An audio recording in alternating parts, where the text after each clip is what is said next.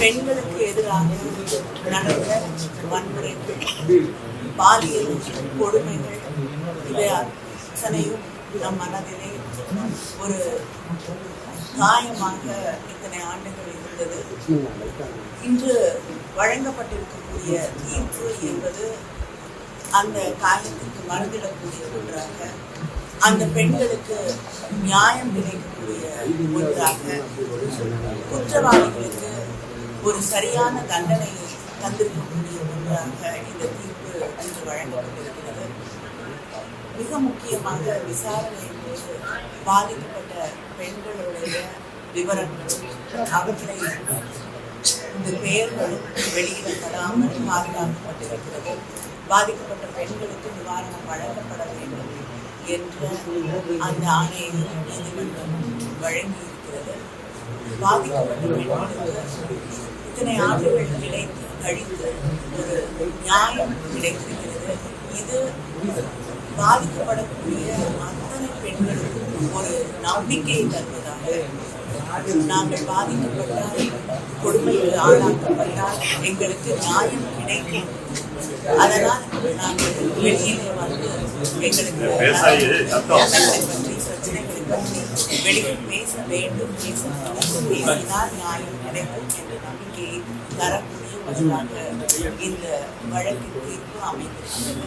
நம்முடைய முதலமைச்சர் அவர்கள் ஆட்சி பொறுப்பிற்கு வருவதற்கு முன்னால் இந்த பொள்ளாச்சி சம்பவம் நடந்ததுமே உறுதியாக மக்களுக்கு ஒரு வாக்குறுதியை அளித்தார்கள். நாங்கள் ஆட்சி பொறுப்பிற்கு வந்தவுடன் இங்கே குற்றவாளிகளை அதிமுக ஆட்சி பாதுகாத்துக் கொண்டிருக்கிறது.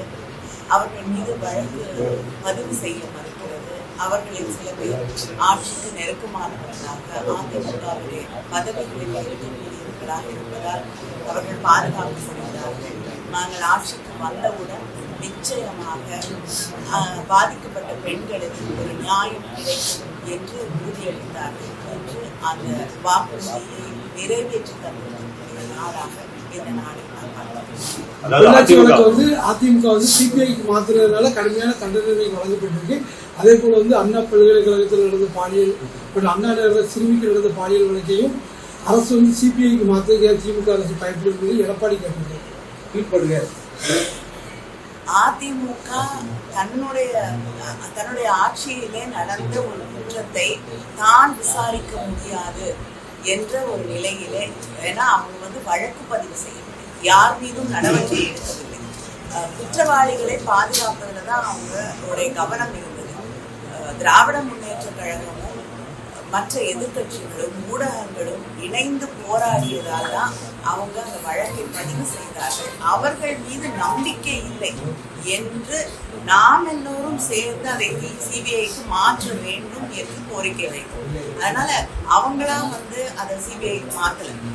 மக்களுக்கு அவர்கள் மீது நம்பிக்கை இல்லை, அதனால அதை சிபிஐக்கு மாற்றணும் அப்படின்னு நம்முடைய முதலமைச்சர் அவர் எதிர்கட்சி தலைவராக இருந்த பொழுது வலியுறுத்தியதால், எல்லா எதிர்கட்சிகளும் வலியுறுத்தியதால் எனக்கு நன்றாக நினைவிருக்கிறது.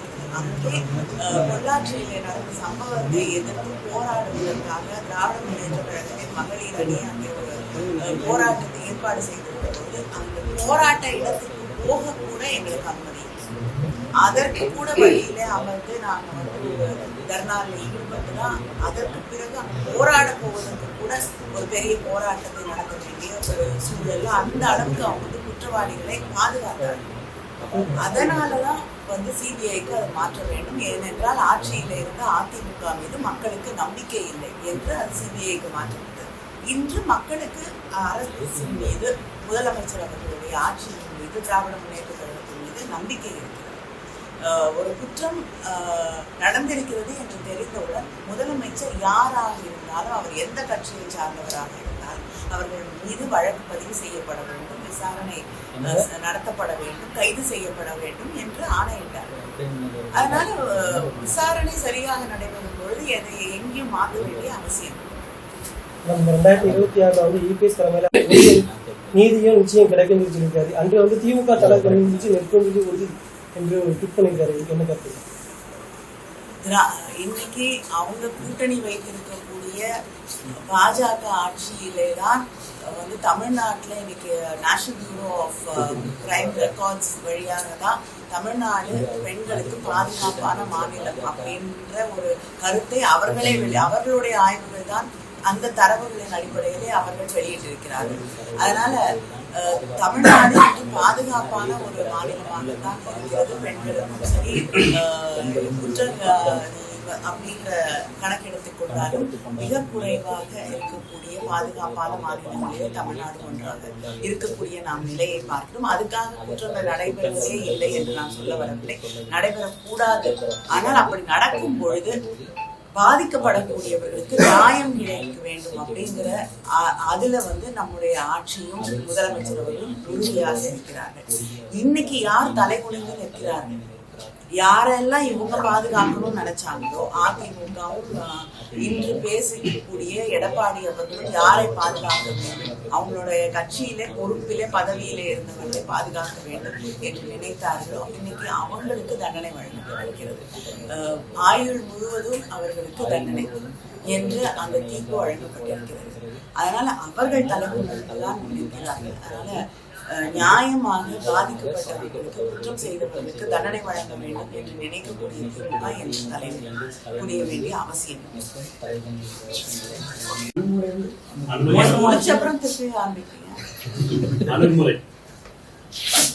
காவல்துறையின் அணுகுமுறை போராட்டங்கள் நடத்துவதற்கு கூட காவல்துறை முறையாக அனுமதி கொடுக்கவில்லை, வீட்டுகளில் சிறை வைக்கிறாங்க அப்படின்னு சொல்லி உங்க கூட்டணி இருக்கக்கூடிய மார்க்சிஸ்ட் கம்யூனிஸ்டுடைய தேசிய குழு உறுப்பினர் வாசிக்கு சொல்லியிருக்காங்க. இல்லைங்க, அவங்க தொடர்ந்து அவர்கள் போராட்டங்களுக்கு அனுமதி அளிக்கப்படுகிறது. அவங்களுக்கும் முன்னாடி தெரியும் முன்னாடி எப்படிப்பட்ட ஒரு நிலை இருந்தது. இன்னைக்கு எந்த போராட்டத்திற்கும் நியாயமான போராட்டங்களுக்கு தொடர்ந்து அனுமதி அளிக்கப்படுகிறது. அவங்களே பல போராட்டங்களை நடத்துகிறார்கள். இதுக்கு மேல எனக்கு அவங்கதான் சொல்லிருக்காங்க. அதுதான் நான் சொல்றேன். நான் வந்து எத்தனையோ போராட்டங்கள் தமிழ்நாட்டுல தொடர்ந்து நடைபெறுகிறது. ஆளுங்கட்சிக்கு எதிராக பல கருத்துக்கள் சொல்லப்படுகிறது. அதை ஏற்றுக்கொண்டு அதில் நியாயமான விமர்சனங்கள் இருந்தால் முதலமைச்சர் உடனடியாக நடவடிக்கை எடுக்கிறார். அப்படிப்பட்ட ஒரு சூழ்நிலை தான் தமிழ்நாட்டில் இப்பொழுது.